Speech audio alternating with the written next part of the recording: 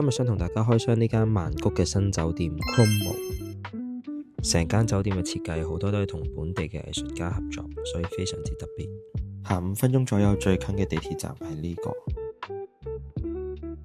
今次開箱呢間係位於24樓2406嘅房間，成間房用咗磚紅色嚟做主調，個人嚟講覺得都幾靚㗎。不過講到最靚嘅話呢，我就覺得係酒店夜晚嘅時候啦。呢度係位於大堂嘅餐廳，同埋10樓嘅 check-in area。大家嚟住嘅話呢，夜晚一定要留時間去呢個泳池。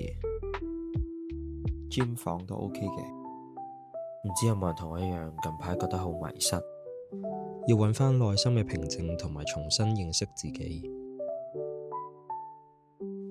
亦係今次旅程嘅目的。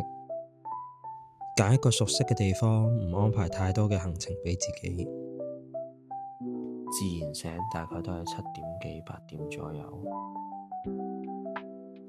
喺窗邊發下吽哣，飲杯咖啡，再慢慢落去食早餐。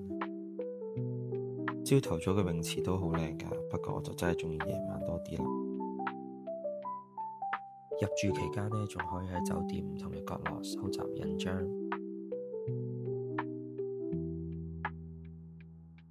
今日係咁多啦，唔知大家鍾唔鍾意今次開箱嘅酒店呢？